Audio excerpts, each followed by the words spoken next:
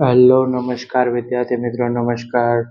તો વિદ્યાર્થી મિત્રો, ચેનલ પર પહેલી વાર આ ચેનલને સબસ્ક્રાઇબ કરી દેજો અને બેલ નોટિફિકેશન હિટ કરી દેજો, જેથી આવનારી યુઝફુલ વિડીયો તમને ઝડપથી મળી શકે. તો વિદ્યાર્થી મિત્રો, આજે આપણે સેમિસ્ટર 2માં વિકાસનું અસાઇનમેન્ટ 2025 ધોરણ 5નું જોવા જઈ રહ્યા છે. વિદ્યાર્થી મિત્રો, રાઈટ, 2025નું અસાઇનમેન્ટ છે. પ્રશ્ન 3 છે કે સૂચના મુજબ કરો. 4 પ્રશ્ન છે, 4 માર્ક્સ લેવાના છે. પ્રકરણ નંબર 10 છે. પહેલું કીધું છે મીમીમાં રૂપાંતર કરો. વિદ્યાર્થી મિત્રો, 8 સેમી છે તો 1 સેમી બરાબર કેટલા થશે? 10 મીમી થાય. તો 8 સેમી બરાબર કેટલા? પ્રશ્ન ચિહ્ન. 8 ગુણ્યા 10 બરાબર કેટલા થશે? 80 મીમી થશે. વિદ્યાર્થી મિત્રો, રાઈટ, બરાબર. હવે બીજું છે 0.7 સેમી.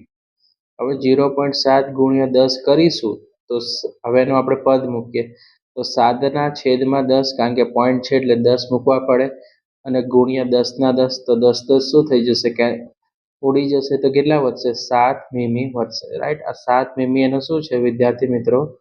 આન્સર છે. રાઈટ, આમાં 80 મીમી આવશે.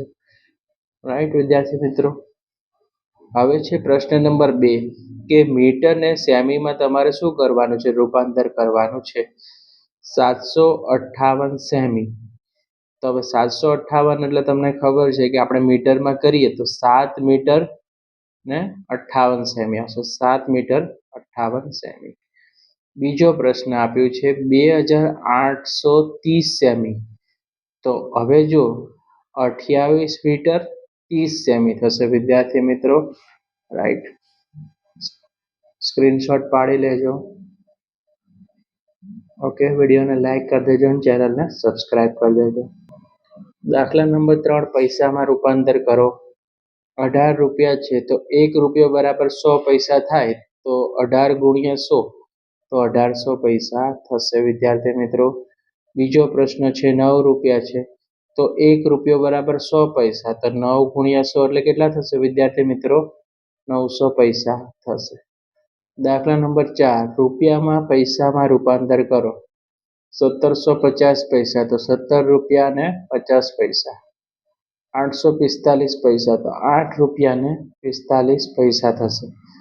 શબ્દોમાં લખો. 0.08 તો 8 શતાંશ થશે. વિદ્યાર્થી મિત્રો, 3.57 તો 3.57 શતાંશ.